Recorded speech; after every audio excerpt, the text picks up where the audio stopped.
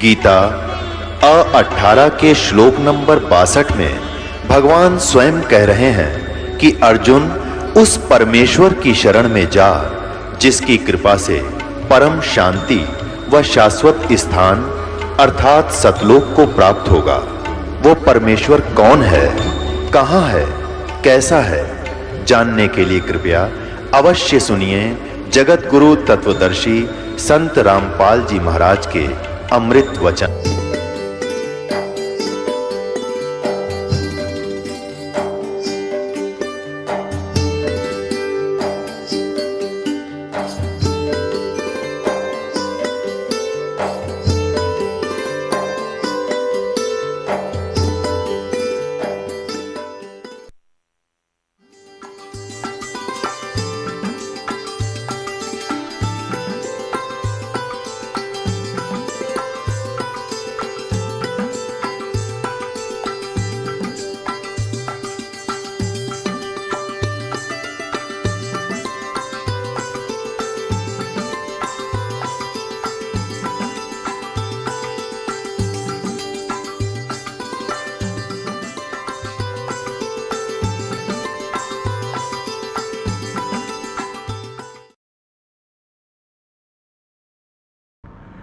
परमात्मा ने कहा कि जो भी आप उस समय तक जितने भी तू अपने अटकलबाजी करेगा, जितने भी फंद जो हमारे इंद्रियों पर लगाएगा, उनको मैं अपने सच्चे ज्ञान से और उस सत्य नाम और सार नाम से सबको कंडम कर दूंगा, ख़त्म कर दूंगा। देखिएगा, ये है कबीर सागर।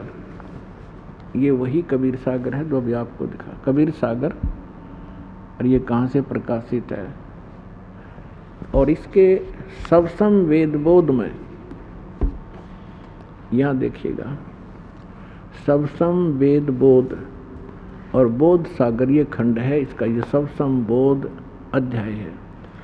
इसमें यहाँ बताया है निरंजन वचन, त्रेता सतयुग त्रेता द्वापर माही, तीनों युग जीव थोड़े जाही, चौथा युग जब कलयुग आई, तब तव शरण जीव बहु जाई, ऐसा वचन हर मोय दीजे, तब संसार गवन तुम कीजय। अब परमात्मा कबीर जी ने कहा कि अरे काल पर पंच पसारा, तो तीनों युग जीवन दुख डारा, और बिनती तोर लीन में मानी, तेरी बात मैंने तेरी विनती स्वीकार कर ली, और मोह को ठगे काल अभिमानी।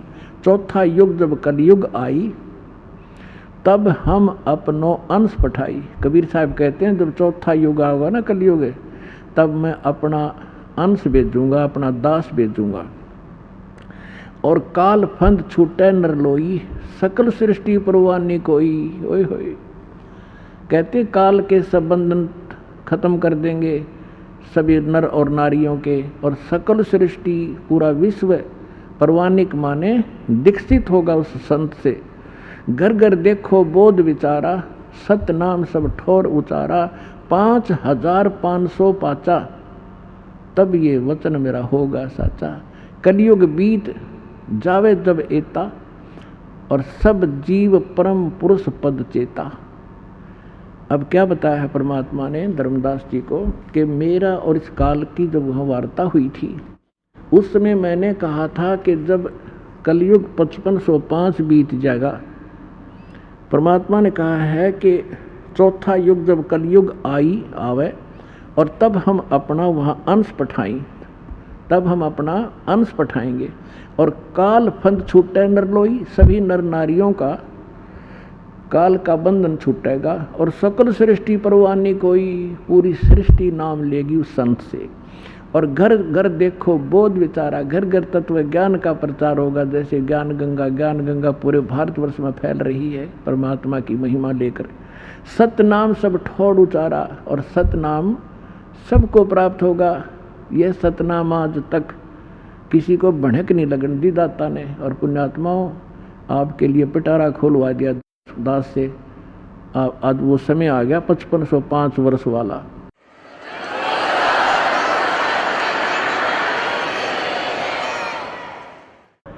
घर घर देखो बोध विचारा, सतनाम सब ठोर उचारा। और 5505 तब ये वचन होगा साचा। कलयुग बीत जाए जब एता सब जीव ओए होए सारे प्राणी परम पुरुष पद चेता ओए होए परम पुरुष के उस पद यानी उस स्थान के चेता माने जानकार हो जाएंगे। जैसे गीता अध्याय नंबर 15 के श्लोक नंबर 4 में कहा है कि तत्वदर्शी संत की प्राप्ति के उपरांत परमेश्वर के उस परम पद की खोज करनी चाहिए जहाँ जाने के बाद साधक लौटकर फिर कभी संसार में नहीं आते। कहते हैं उस समय पूरा विश्व परमात्मा के उस परम पद की से परिचित हो जाएगा। अपने आत्मा वो समय आ गया है और आप वो पुण्यकर्मी प्राणी हैं जिनके लिए परमात्मा ने सारा कुछ वो समय निर्धारित किया था कि जब 5500 वर्ष ये समय बीत जाएगा, कलयुग बीत जाएगा, तब पूरा विश्व परमात्मा के ज्ञान से और इस नाम से परिचित होगा और पूरे विश्व में परमात्मा की महिमा और पूरा संसार परमात्मा से परिचित होगा और सबका मोक्ष हो जाएगा। तो वो समय अब आ गया है और इसकी सभी सद्ग्रंथों से आपको प्रमाणित भी कर दिया है।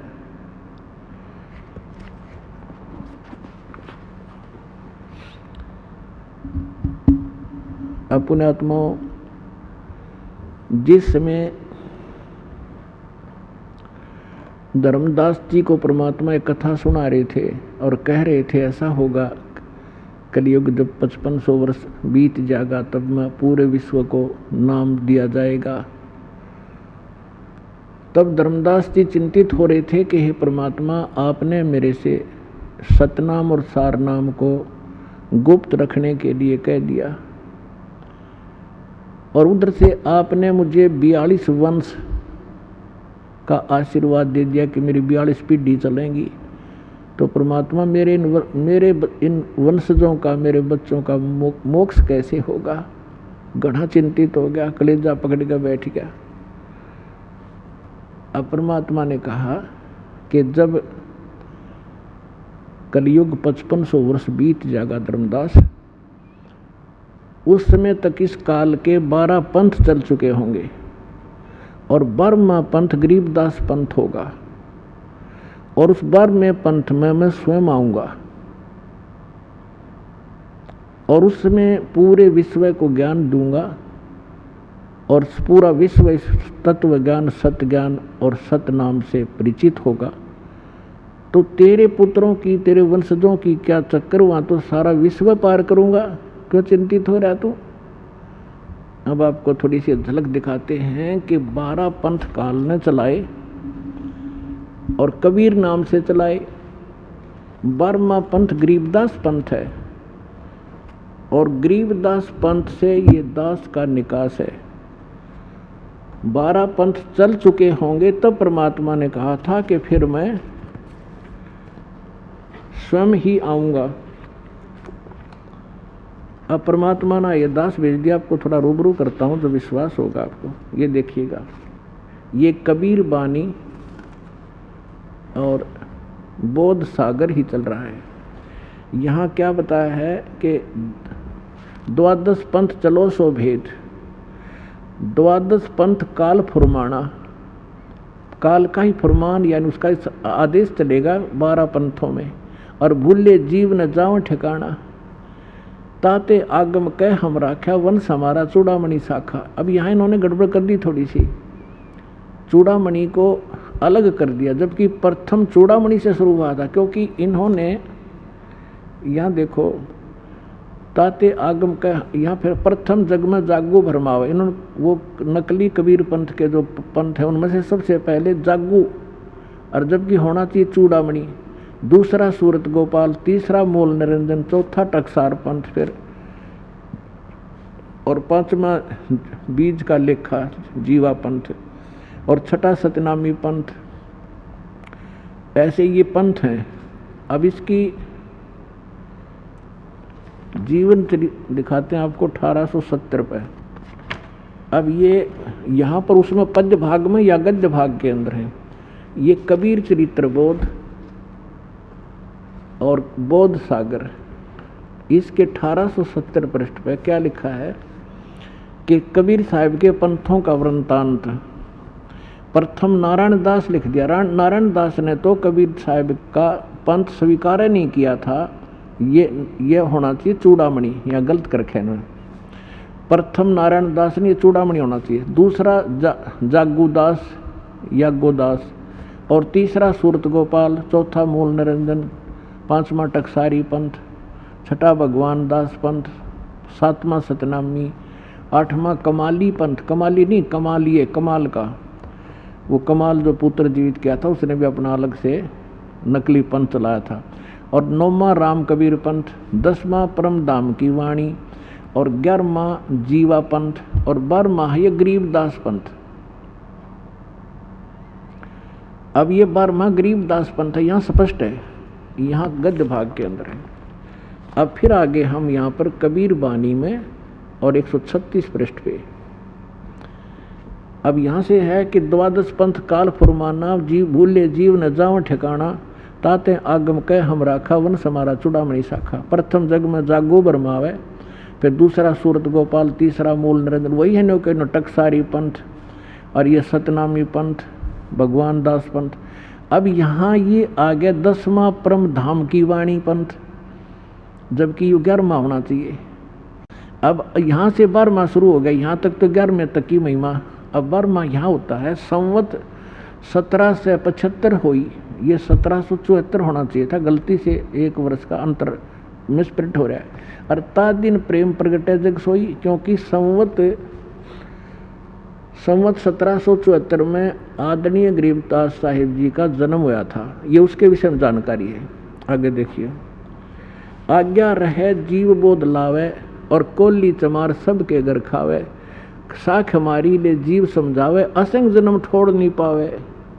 यानी कह रहे हैं कि गरीबदास पंथ से ये छुआछात कुछ कम होने लगेगी, और लेकिन ये असंग छोड़ गरीबदास पंथ 12वें पंथ तक असंग जन्म उस सतलोक को प्राप्त नहीं कर सकते। ये देखिएगा, साख हमारा हमारे लिए जीव समझावे, असंग जन्म ठोर नहीं पावे, और 12वें पंथ प्रगट हो वाणी। ओह, 12वें पंथ में मेरी वाणी महिमा की वाणी फिर प्रगट होगी, गरीबदास जी द्वारा प्रगट हुई, और शब्द हमारे का निर्णय ठानी। हमारे उस मेरे द्वारा दिए गए ज्ञान जो गरीबदास जी के द्वारा लिखवाया गया ग्रंथ, उसके ऊपर वो सभी निष्कर्ष करा डिस्कस करते रहेंगे गरीबदास पंथ तक के। उसके विषय में क्या कहा है, 12वें पंथ प्रगट हुआ वाणी, शब्द हमारे का निर्णय ठानी, अस्थिर घर का मर्म ना पावे, 12 पंथ हम ही को ध्यावे। कबीर कबीर करेंगे लेकिन सच्चा ज्ञान नहीं समझ पाओगे, और उस वाणी को वो समझ नहीं सकते। 12वें पंथ प्रगट हो वाणी, शब्द हमारे का निर्णय ठानी, अस्थिर घर का मर्म न पावे, 12 पंथ हम ही को ध्यावे। फिर कहते हैं 12वें पंथ, उस 12वां पंथ चल चुका होगा, उसके बाद 12वें पंथ में हम ही चल आवे, और सब पंथ मिटा एक ही पंथ चलावे। अब देखो, पुण्यात्मा परमात्मा ने आए थे, दास भेज रखे उसी पंथ में। अब विश्वास कर लेना और कल्याण हो जाएगा आपका।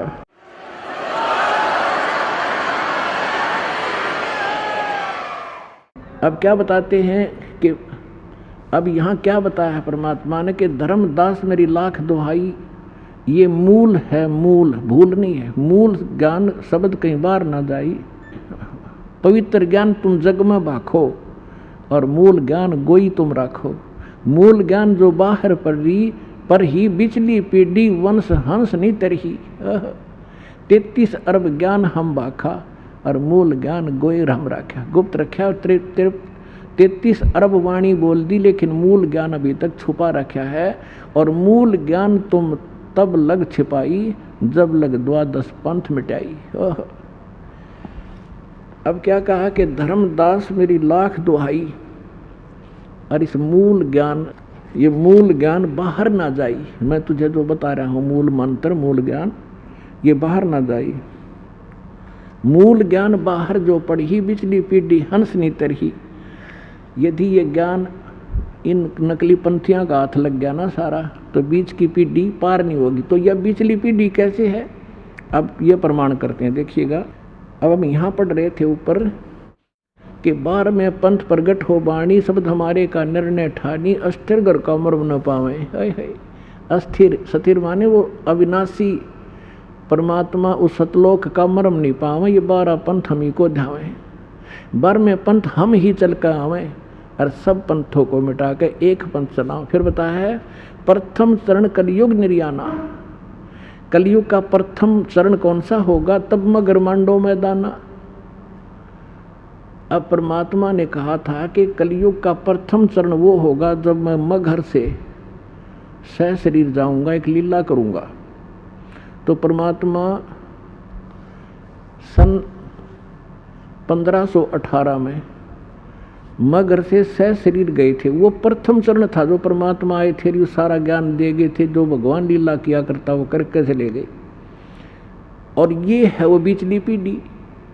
अब 5500 वर्ष बीत गया, यह बिचली पीढ़ी है, इसलिए ज्ञान छुपा रखा था और ये मूल मंत्र भी छुपा रखा था। जिस भी महापुरुष को परमात्मा ने ये ज्ञान और मंत्र दिए, उनसे प्रतिज्ञा करा ली थी कि आगे अभी बताना नहीं तो एक काल के नकली पंथों को भी यही ज्ञान होता और यही मंत्र दे रहे होते।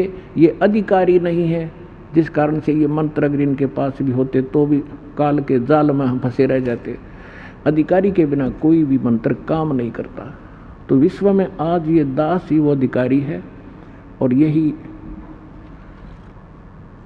सर्व आपका मोक्ष कराने के लिए परमात्मा ने भेजा।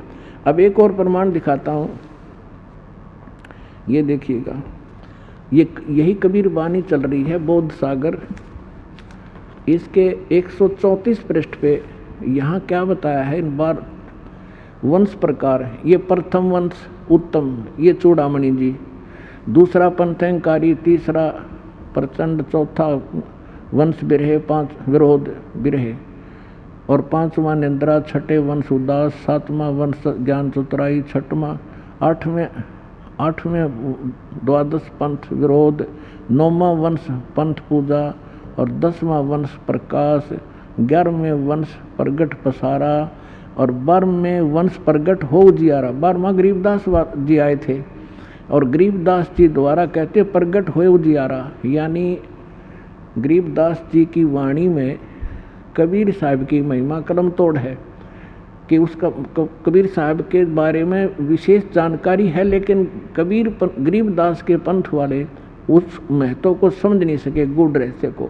तो वो गरीबदास जी को और कबीर साहब जी को विष्णु का अवतार मानते। ज्ञान तो बहुत कुछ है उस सदग्रंथ में, लेकिन वो समझ नहीं सके। जैसे वेदों में सारा ज्ञान रखा है, गीता जी में सारा ही ज्ञान था, ये पढ़ने वालों को आज तक नहीं पता गीता जी बताना क्या चाह रही है। यही दशा गरीबदास के ग्रंथ को पढ़ने वाले गरीबदासियों की है। अब यहाँ क्या बता रहे हैं कि 12वें वंश प्रगट हो उजियारा, यानी मेरी महिमा का कुछ उजियारा सा होगा, क्लियर नहीं होगा। और 13वें वंश मिटे सकल अंधियारा। ये 13वां वंश दास है पुण्यात्माओं, अब सारा अंधेरा हटा दिया है अज्ञान का। 9 मन सूत उरजिया, ऋषि रहे झक मारे, सतगुरु ऐसा सुलझा दे ये उलझन दूजी बारे।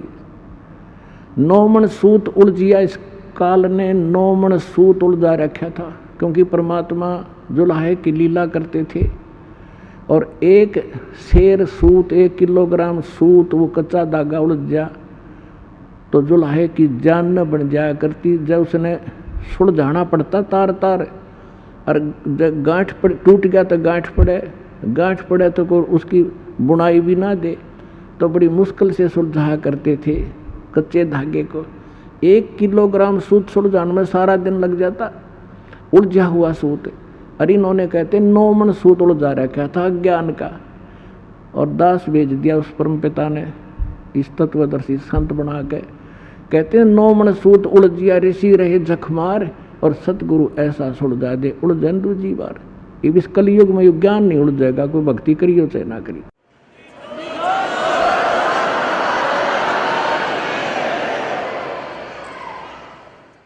तो पुण्यात्माओं, आपका सौभाग्य है कि आपका जन्म ऐसे समय में लख बर सूरा जूझ ही, लख बर सावत दे, लख बर यति जहान में तो सतगुरु शरणा ले। आप उन पुण्यात्माओं में से हैं जो युगों युगों से संघर्ष करते आ रहे हो। परमात्मा कहते हैं साधों से ती मस्करी और चोरा नाल खुशहाल, मल अखाड़ा जीतेंगे ये युगन युगन के माल। जैसे परमात्मा ये बताया करते थे कि हम सारा ज्ञान सही बतावें, हमारे साथ तो मजाक करते हैं, और इन चोरा नाल खुशहाल, ये झूठे कपटी सारे झूठ बोले संत ऋषि महर्षि इनके साथ प्रसन्न है, और कहते मल अखाड़ा जीतेंगे ये युगन युगन के माल। माल माने रेसलर, पहलवान जो पहले से एक्सरसाइज कर रहे होंगे, वही अंत समय में जब उसके आमना सामना होगा वही विजयी होते हैं, जो पहले अपना युगों युगों से ताकत ग्रहण कर रहे हैं। तो आप युगों युगों से आ रहे हो इस परमात्मा के इस भक्ति के अखाड़े में, आप बहुत दिनों से एक्सरसाइज करते हुए आ रहे हो, अब फाइनल गेम हो गया है। तो अब आप वो पहलवान हो, वो रेसलर हो, कहते हैं साधों से ती मस्करी इन चोरा नाल खुशहाल, मल अखाड़ा जीतेंगे ये युगन युगन के माल। आप वो युगन युगन के माल हो, वो एक्सरसाइज करते आ रहे हो, अब आपका कल्याण होगा। लेकिन इसमें सबसे बड़ी चीज़ मर्यादा है, और मर्यादा के अंदर हमने आपको पहले बता भी रखा है। नियम दान दीक्षा देने से पहले भी आपको खूब बताया जाता है, दीक्षा ले तो उसको पूरा करना, तब आपको लाभ होगा। नाम ले जाते हो, संसार के लोक लाज माँ का खंडित कर देते हो, परमात्मा साथ नहीं देता आपको। जैसे आपने कनेक्शन लिया पावर का, बिजली का, तो बिजली जो काम करेगी वो मैनुअल से हटकर होगा। जैसे आप पहले अपना संस्कार प्राप्त कर रहे थे, वो तो नहीं सोच ले मैनुअल हाथ से आटा पीस रहे थे, और फिर पावर कनेक्शन ले लिया 3 फेस का, और चाकी वाली मोटर वाली, फिर वो आप कटा कट 1 घंटे में 1 क्विंटल पीस दे, और जब 2-3 घंटे में 2 किलो नहीं पीसता था हाथ से मैनुअली। तो आपके सारे कार्य जब परमात्मा की पावर से होंगे वो न्यारे दिखेंगे, और कनेक्शन कट गया तो फिर वह चक्की फिर चक्की की न्यू खड़ी रहेगी। तो कनेक्शन बनाकर रखना, परमात्मा का फिर लाभ देखना। जनता देखा करेगी आपके घरों की तरफ कि इनके रोजाना से कैसे बरकत हो रही है, कैसे फल फूल रहे हैं। तो परमात्मा वाले ही काम किया करता है। और गरीबदास जी कहते हैं, ये संसार समझदा ना ही कहंदा श्याम दोपहरे नू, गरीबदास ये वक्त जात रोग इस पैरे नू। एक बार ये हाथ से आपके मनुष्य जीवन छूट गया ना, फिर सारा जीवन रोना ही रोना हो जाएगा। तो परमात्मा की शरण में रहना, पूरा विश्वास से लगे रहना। आपके आयु भी ना होगी, वो भी वृद्धि करेगा। लेकिन पुण्यात्माओं कुछ घटनाएं ऐसी घट जाती हैं जिनसे आप ज्ञान से परिपूर्ण ना होने से विचलित हो सकते हो कि वो नाम लेकर गया था और वो नाम भी दीक्षा ले रखी थी, उसकी मृत्यु होगी। दास ने सबसे पहले कहा है कि मर्यादा प्रथम है, जब लग हंसा हमरी आना और काल लगे नहीं तेरा बाणा। परमात्मा कहते हैं जब तक मेरी मर्यादा में हंस रहेगा काल अटैक नहीं कर सकता। हम गलती करते हैं लोक लाज में आकर के। अब क्या है कि एक घर में एक सदस्य नाम ले गया और 6 सदस्य विरोधी हैं, तो वो नाम ले गया अवश्य, और उसका नाम खंडित वो कराए बिना रहते नहीं। इसलिए हमने ऑप्शन छोड़ रखा है कि अपना आकर के फिर कनेक्शन जुड़वा लो, नहीं तो पावर नहीं आएगी आपके घर पर। तो उस दौरान जब आपका नाम खंडित हो गया और आपका संस्कार मृत्यु का आ गया, भगवान रक्षा नहीं कर पाओगा। तो उस घटना को देखकर ये हो जाता है इसने नाम भी ले रखा था और फिर भी मर गया, और वो तो कहते हैं हम उम्र बढ़ा दें। तो ये अज्ञान का ही एक अलग से प्रमाण होगा।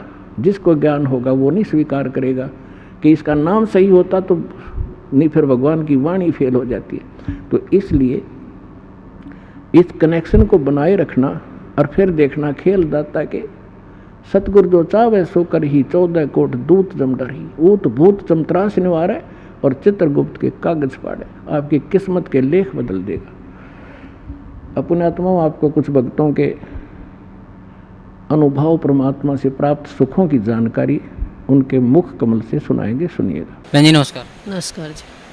क्या शुभ नाम है बहन जी आपका? निर्मला जी। बहन जी कहाँ से आए आप? दिल्ली करावल नगर से जी। बहन जी संत रामपाल जी महाराज की शरण में आने से पहले आप कौन सी भक्ति करते थे? हम जी पहले संत आसाराम जी को मानते थे। 6-7 साल उनकी शरण में रहे जी।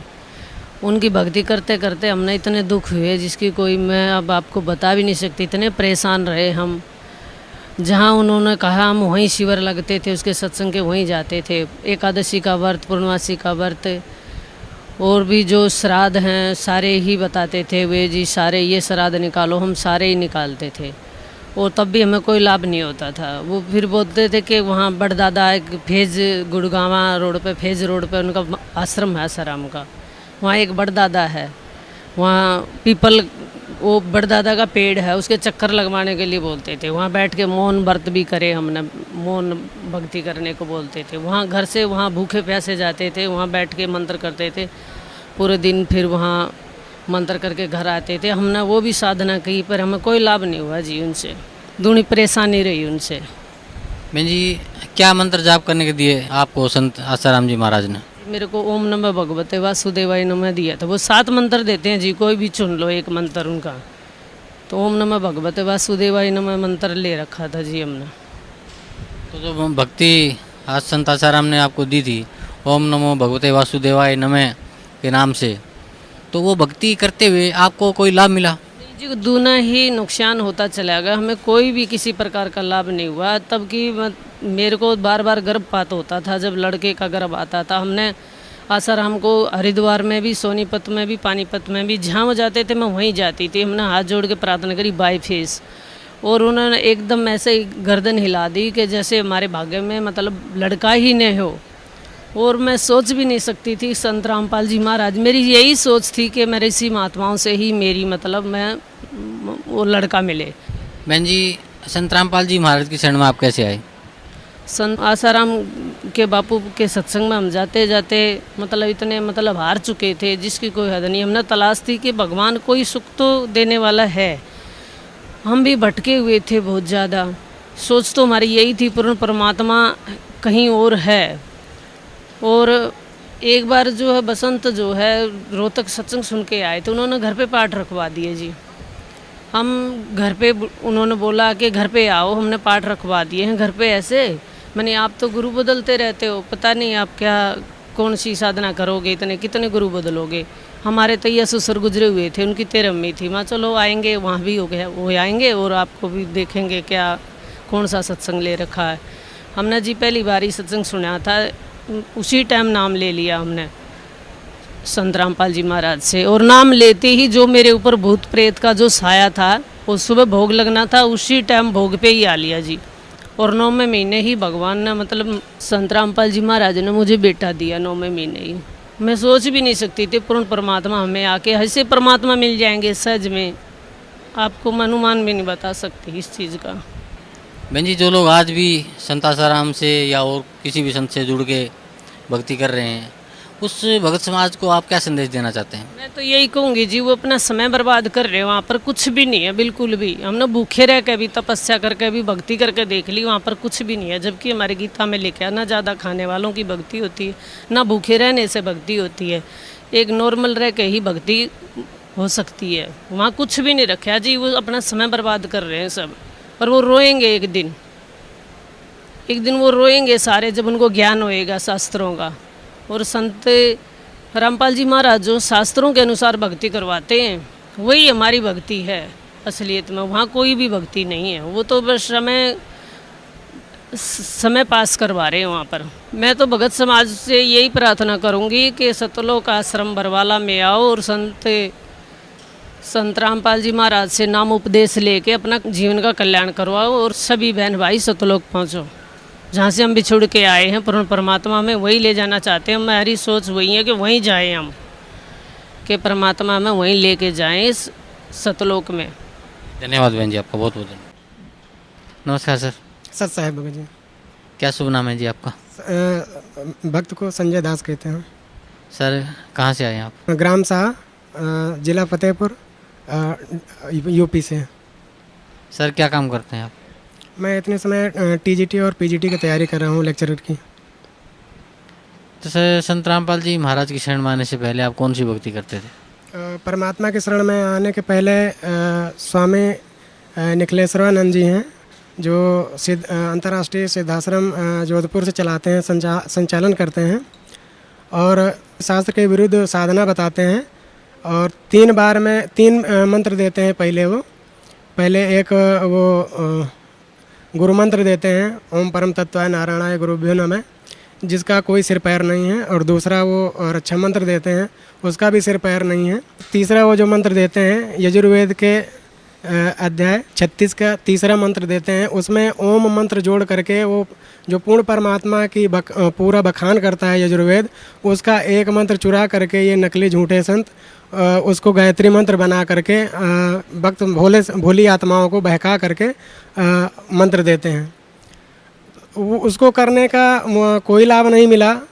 कई साल मैंने किया और जब कोई लाभ नहीं मिला तो परमात्मा की चाह में मैं भटकता रहा। और फिर जब कोई समाधान नहीं मिला, क्योंकि सारे जो संत हैं उनका टीवी चैनल में आता था अध्यात्म ज्ञान, मैं सुना करता था, देखता था, लेकिन सबका अलग न्यारा वो ज्ञान देते थे। मुझे यही लगता था कि ये केवल धर्म के रूप में शोषण कर रहे हैं, भोली आत्मा को गुमराह कर रहे हैं और अपना उल्लू सीधा कर रहे हैं। ये भक्त समाज को कुछ नहीं देना चाहते, केवल धर्म के नाम पे ठेकेदार बने हुए हैं, जो अपनी रोजी रोटी के लिए हमेशा से करते आए हैं। क्योंकि पूर्ण परमात्मा के आने के पहले जानकारी नहीं थी, न सृष्टि रचना के बारे में जानकारी थी, न पूर्ण परमात्मा के बारे में जानकारी थी। झूठे ये पितृ पूजा और ये झूठी साधनाएं कराते थे। क्योंकि मेरे पिताजी की जो मृत्यु हुई थी 2003 में, उसमें जो श्राद्ध निकाला जाता है, जो पूरे कर्मकांड किए जाते हैं, मैं उसके घोर विरोधी पहले से ही था। उसमें सर मुंडवाया जाता है, मैं उसके विरुद्ध था और चाह करके भी मैंने सर नहीं मुंडवाना चाहता था, लेकिन समाज के प्रेशर से, परिवार के प्रेशर से मुझे सर मुंडवाना पड़ा और सारे कर्मकांड करने पड़े। मैंने रो करके किया है, जबकि मेरी माँ जी शिक्षिका हैं, रिटायर्ड प्रधानाध्यापिका हैं, पूर्व माध्यमिक विद्यालय junior higher second district Fatehpur से। उन्होंने भी अभी नाम लिया है, भक्तमती सोना नाम है उनका, वो हैं। और हम लोगों ने पहला उपदेश लिया था परमात्मा के शरण में आने से 18 अक्टूबर 2012 को परमात्मा ने अपनी शरण में लिया है। और जब मुझे कोई भक्ति से लाभ नहीं मिल रहा था वहाँ सिद्धाश्रम आश्रम से, उनकी एक पत्रिका भी आती है सिद्धाश्रम से, तंत्र साधना के नाम से, उसमें भी वो लोग लूट घसोट करते हैं और करोड़ों भोली आत्माओं को बांधे हुए हैं, झूठी साधना बताते हैं। उससे कोई आध्यात्मिक लाभ नहीं मिलता है, जो शास्त्र विरुद्ध है। क्योंकि गीता जी अध्याय 18 के 62 श्लोक में गीता ज्ञानदाता कहते हैं कि हे अर्जुन, तो उस परमेश्वर की शरण में जा जो सारे कष्टों को दूर करके तुझे सारे लाभ देगा। और तुरंत फिर गीता जी अध्याय 18 के 66वें श्लोक में कहता है कि तू सब क्रियाओं को, सारे धार्मिक अनुष्ठानों को मुझ में त्याग करके उस पूर्व परमेश्वर की शरण में जा, जिसके माध्यम से तुझे परम शांति और परम सनातन धाम को प्राप्त होगा। तो वो चीज़ ना इन धर्म गुरुओं को मालूम था, ना आचार्य, ना ऋषि मंडलेश्वरों को मालूम था, लेकिन वो केवल बरगलाते थे। क्योंकि जब ब्रह्मा विष्णु महेश की इनको जीवनी ही नहीं पता है, जीवनी से अर्थात इनको देवी पुराण के बारे में ही जानकारी नहीं है, जो 18 पुराण का एक महत्वपूर्ण पुराण माना जाता है अध्यात्म का। तो जब जीवनी से ही ये परिचित नहीं है, तो गीता तो 4 शास्त्र का एक निचोड़ कहा जाता है, वो तो इनके सर के ऊपर से जाने वाली बात है। इनको मालूम ही नहीं हो सकता, क्योंकि वो कोड वर्ड में है और पासवर्ड में है, और एक सच्चा सदगुरु ही, पूर्ण परमात्मा ही आकर के उसको सुलझाते हैं। वो जीव के बस की बात नहीं कि उसके कोड वर्ड को, पासवर्ड को जान पाएँ।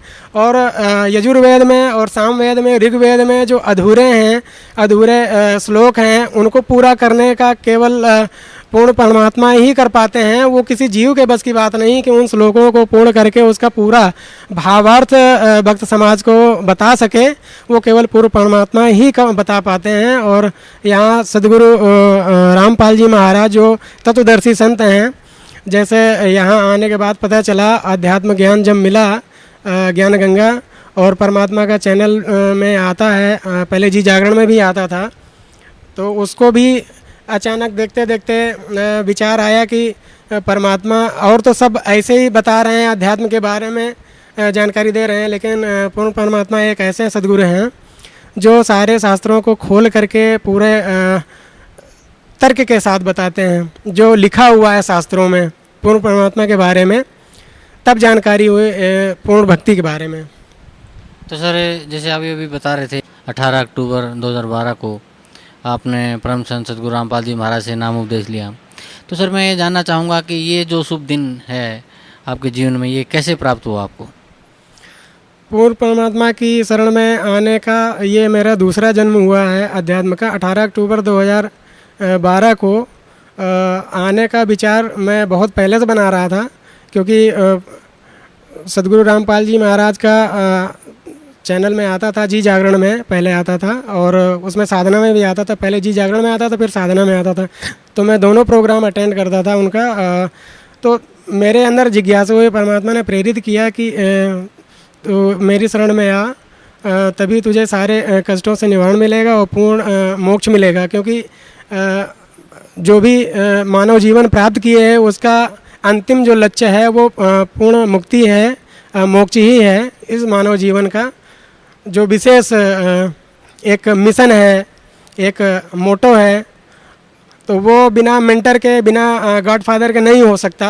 और वो सद्गुरु के रूप में पूर्ण परमात्मा ही आते हैं अवतार लेकर के। जैसे ज्ञान प्राप्त करने के बाद पता चला परमात्मा की शरण में आने के बाद, तो परमात्मा अपनी वाणी में बताते हैं कि सतयुग में सत्सुकृत नाम से परमात्मा आए हुए थे, त्रेता में मुनिंदर के नाम से आए थे और द्वापर में करुणामय नाम से आए हुए थे।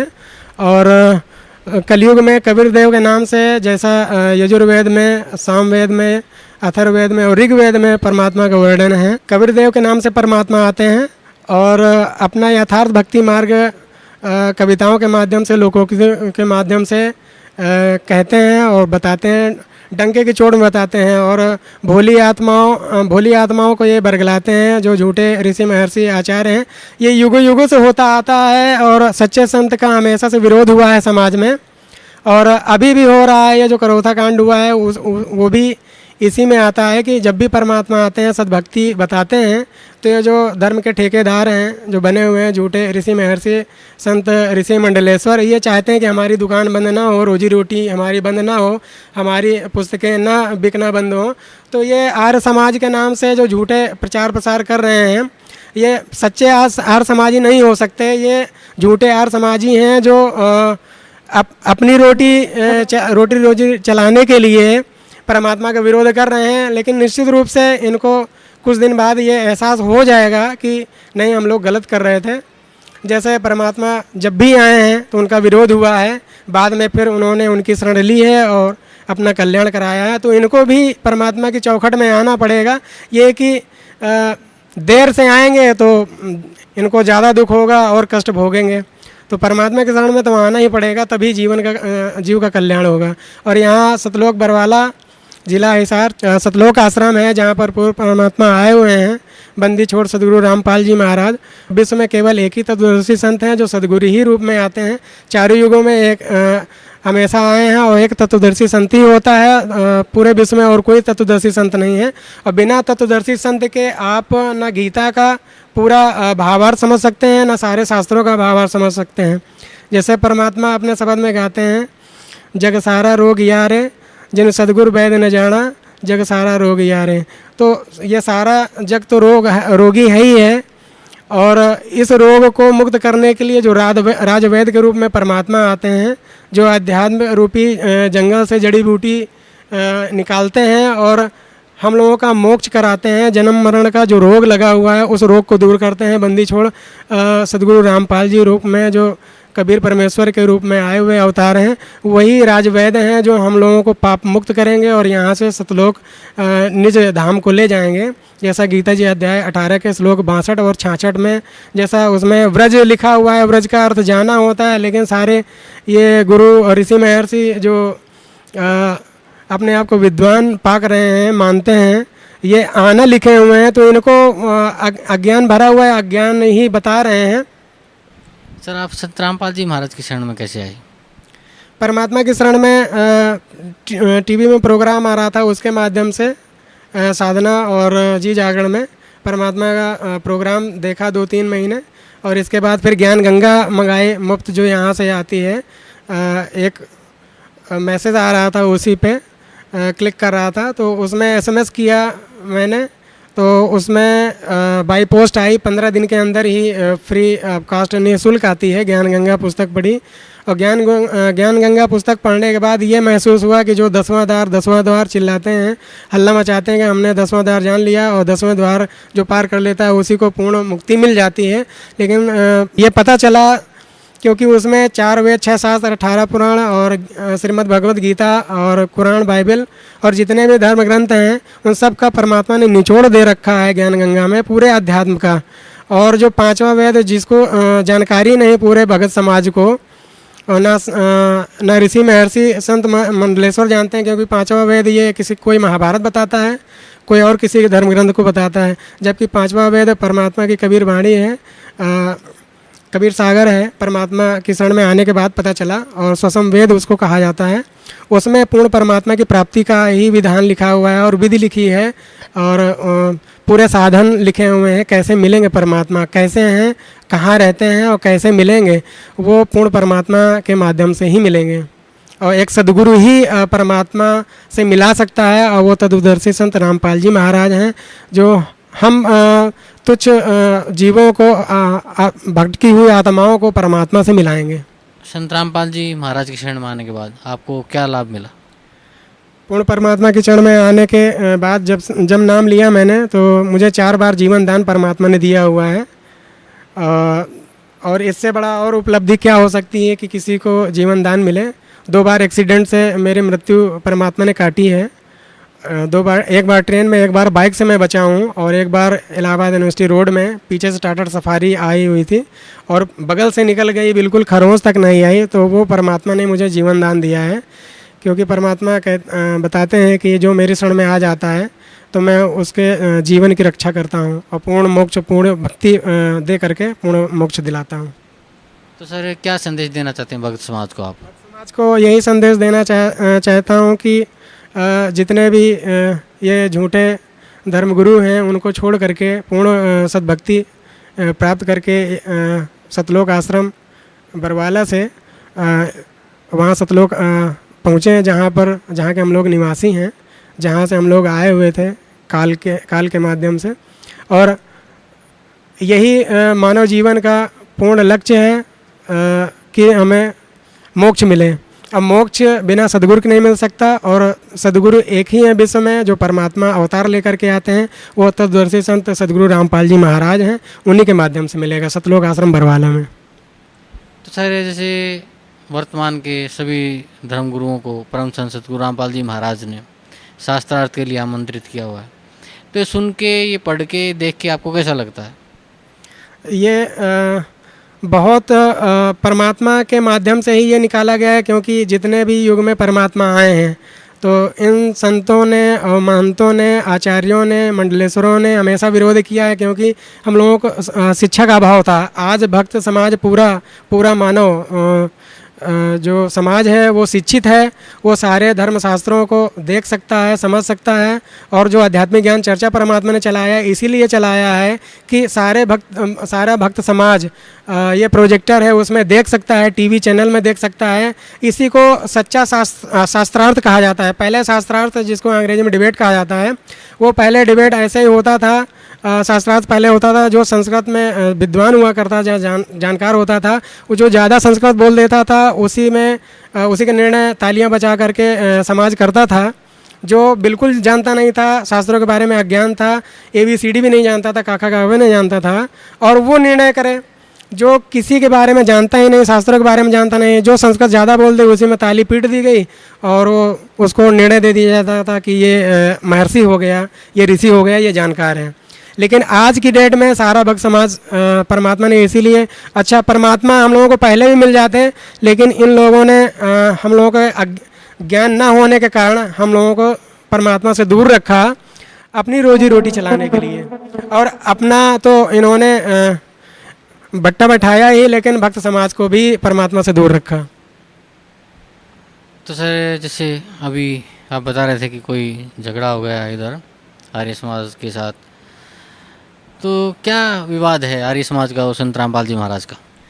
ये केवल ज्ञान का है। परमात्मा सद्ज्ञान बताते हैं कि ये शास्त्र प्रकार के नाम से जो इन्होंने एक अपना अनुभव लिखा हुआ है, महर्षि दयानंद जो झूठे ऋषि महर्षि बनाया गया है, इनको समाज ने बनाया है, जबकि इन्होंने अपने अनुभव में लिखा हुआ है। समुल्लास, जितने भी समुल्लासों में इन्होंने निर्णय दिया हुआ है वो पूरा अज्ञान भरा हुआ है। ये बताते हैं कि जैसे पृथ्वी में सारा लोक है, सारे सुख हैं, वैसे सूर्य में भी सारे सुख हैं, वो पूरा अज्ञान है। एक पढ़ा लिखा व्यक्ति ये जान सकता है कि सूर्य में कितनी अग्नि है, और वहाँ ऐसा मानव जीवन, ऐसा सुख नहीं हो सकता।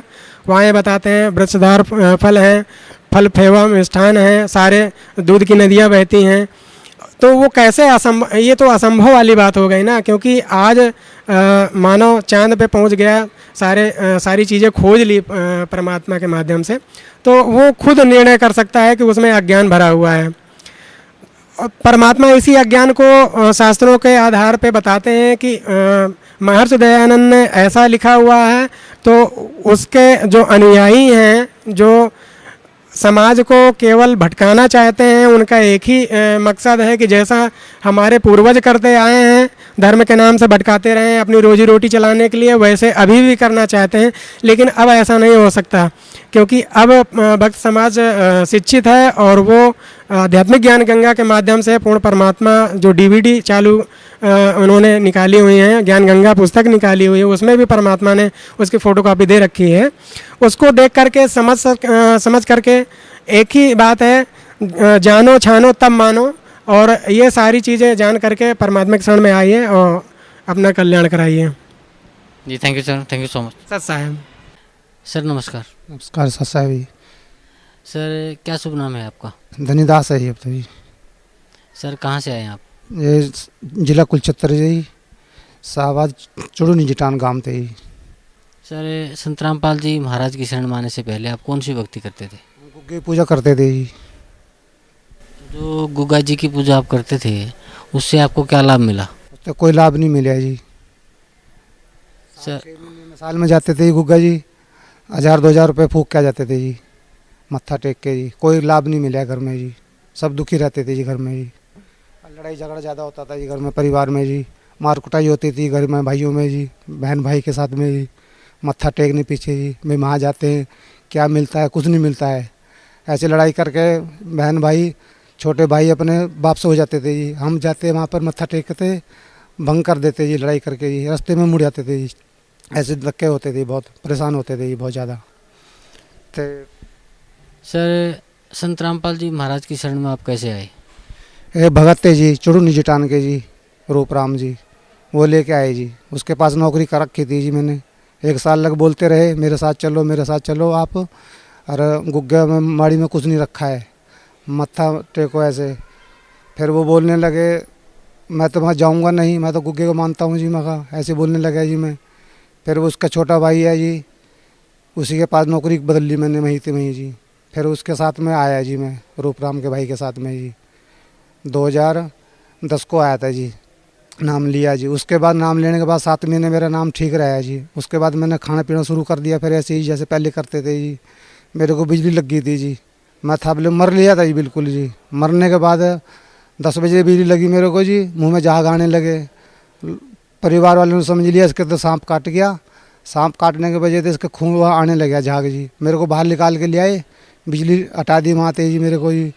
उसके बाद में जी बाहर निकलने में झाग मेरे बंद हो गई जी। डॉक्टर ने जवाब दे दिया भाई तो ख़त्म हो गया, इसको अंतिम संस्कार कर दो। तो रिश्तेदारों को पता दे दिया ये मर चुका है। संत रामपाल जी महाराज की फ़ोटो लगी हुई थी जी। फिर वहाँ पर भगत जी ने बोला इसको बचाओ, आपका जो सेवादार है जी, आपका नाम लिया हुआ जी, इसको क्या हो गया है जी, ऐसे ख़त्म हो गया है जी। ये बोलने लगी जी भगतनी। उसके बाद 5 बजे मेरे को सौदी आ गई थी जी। उसके बाद ही फिर रामपाल जी महाराज के उसमें शरण में मैंने मत्था टेका जी, वहीं जाके अंदर जी, यहाँ फ़ोटो लगी थी जी। उसके बाद ऐसे मैं काम करने लग गया जी। मेरे को तो परमात्मा मिल गए थे जी। तो सर संत रामपाल जी महाराज से नाम उपदेश लेने के बाद आपको क्या लाभ मिला?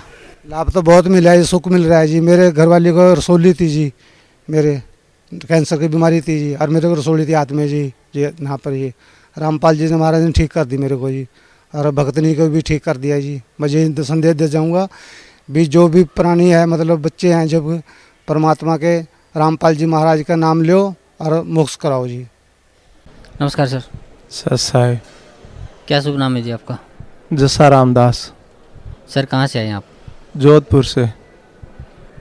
सर संत रामपाल जी महाराज की शरण में आने से पहले आप कौन सी भक्ति करते थे? संत रामपाल जी महाराज की शरण में आने से पहले मैं जोधपुर में संत है रामलाल जी संत हैं, जो जय गुरुदेव नमस्कार बोलते हैं, और उनकी भक्ति की मैंने 2 साल। वैसे भक्ति में हम समझते ही नहीं थे, पर आस्था से लगे हुए थे। उन्होंने मंत्र दिया था हमको, क्लिंग कृष्ण क्लिंग, और जहाँ गणेश जी का वास है वहाँ वो बताते थे कृष्ण भगवान रहते हैं और आपकी कुंडली जागृत हो जाएगी और आपका मोक्ष हो जाएगा। हमें तो पता नहीं था मोक्ष क्या है, पर हम लगे हुए थे वहाँ। तो सर जो भक्ति आपने संत रामलाल सियाग जी से मिली और उनके सानिध्य में उनके बताए हुए आपने मंत्रों का जाप किया, उस भक्ति से आपको क्या लाभ मिला? लाभ तो वैसे मेरे किसान परिवार से हूँ, तकलीफ भी कुछ नहीं थी, कर्मों से जो मिल रहा था, पर हमें पता ही नहीं था कि भक्ति क्या है। वह गुरु की आस्था से हम लगे हुए थे। तो सर संत रामपाल जी महाराज की शरण में आप कैसे आए? संत रामपाल जी महाराज की शरण में मुझे ज्ञान गंगा पुस्तक मिली जोधपुर में 2010 में, और मैं लेके घर गया, और आगे नवरात्र आए तो नवरात्रा में मैंने 9 दिन अखंड नवरात्र कर रखा था। तो मैंने फुर्सत में ज्ञान गंगा पुस्तक पढ़ी, तो उसमें लिखा था कि गीता जी अध्याय 9 श्लोक 25 में लिखा है कि देवताओं को पूजने वाले देवताओं के नौकर लगेंगे, भूत पूजने वाले भूत बनेंगे, और परमात्मा की भक्ति करने वाले सतलोक जाएंगे। और गीता जी अध्याय 6 श्लोक 16 में लिखा हुआ था कि जो उपवास करते हैं उनका कुछ उल्टा ही लिखा था। तो मेरे तो उपवास किया हुआ था, वो भी 9 दिन अखंड। फिर मैंने सोचा ये कैसा है, ऐसे कैसे हो सकता है। फिर गौर से पूरी पुस्तक को पढ़ी, तो मेरा तो बीच में ही वो नौरता ख़त्म हो गया। 11 नवंबर को 2011 में रात को 12 बजे यहाँ आश्रम में पहुँचा, और मैंने पूरे दुनिया के तीर्थ व्रत कर रखे हैं, अमरनाथ तक की यात्रा भी कर रखी है, पर जो मैंने यहाँ देखा वो इस दुनिया में कहीं नहीं देखा। रात को 12 बजे पहुँचा तो मेरा एकदम दिल में ठंडक सी हो गई, और सुबह उठते ही तुरंत नाम लिया मैंने। नाम लेते ही मेरा तो कलेजा ही हिल गया। पूरे मूल मंत्र जो मिले वो आज तक मैंने कभी कहीं सुना ही नहीं था। सब लोग बता रहे हैं ऐसा ऐसा ये वो, पर जो यहाँ मैंने वो मंत्र देखे तो मुझे विश्वास हो गया वास्तव में परमात्मा है इधर।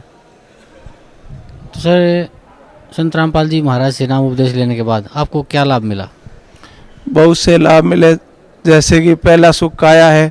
तो मेरे मत्स्य की तकलीफ है, बवासीर, तो यहाँ आने से गुरुजी से आशीर्वाद लिया, और 1 महीने के बाद मुझे पता ही नहीं चला कि कभी मेरा बवासीर था। पहला लाभ मुझे ये मिला। सर भक्त समाज को क्या संदेश देना चाहते हैं आप अपने पूज्य गुरुदेव संत रामपाल जी महाराज के बारे में, उनकी भक्ति के बारे में? पहले तो मैं उन्हीं को देना चाहता हूँ संदेश, जहाँ मैं पहले लगा हुआ था रामलाल जी के शिष्यों से, कि ये मनुष्य जन्म दोबारा नहीं मिलेगा। मुझे तो मालूम नहीं था, अभी पता चला है कि वास्तव में मनुष्य जन्म क्या है और क्या करना चाहिए। और वो उल्टे साधना बताते जो कोई शास्त्रों में है ही नहीं। पहले तो मैं शास्त्रों को से भी परिचित नहीं था, अब तो गुरुजी ने हमें भी मास्टर बना दिया है कि क्या शास्त्र होते हैं। तो एकदम रॉन्ग वो ले जा रहे हैं। तो सबसे पहले तो मैं हाथ जोड़कर विनती करता हूँ उनसे कि यहाँ आओ और उपदेश लो और अपना कल्याण करवाओ, वो नकली संतों के चक्कर में मत फंसो। भगत समाज को मैं ये संदेश देना चाहता हूँ कि संत रामपाल जी महाराज पूर्ण परमात्मा के रूप में आए हुए हैं, जो कि चंडीगढ़ रोड बरवाला हिसार हरियाणा में आए हुए हैं। यहाँ आओ और अपना कल्याण करवाओ। यहाँ सत्य भक्ति है, हर चीज़ शास्त्रों से परिचित करा के दृढ़ता से देते हैं, और कैसा ही अंधे आदमी को भी समझा देते हैं। तो एक बार मेरा हाथ जोड़कर यही विनती है कि आप बरवाला में आओ और उपदेश लो। जी धन्यवाद आपका, बहुत बहुत धन्यवाद। सत साहिब। बोलो सतगुरुदेव की जय। अभी आपने भक्तात्माओं से अपना अनुभव, परमात्मा से प्राप्त जो सुख व ज्ञान कैसा लगा, ये सब सुना। तो पुण्यात्माओं, आपका सौभाग्य है जिसमें आप परमात्मा के इस ज्ञान से परिचित हो जाओगे। आप अपने गए हुए समय को बहुत याद किया करोगे।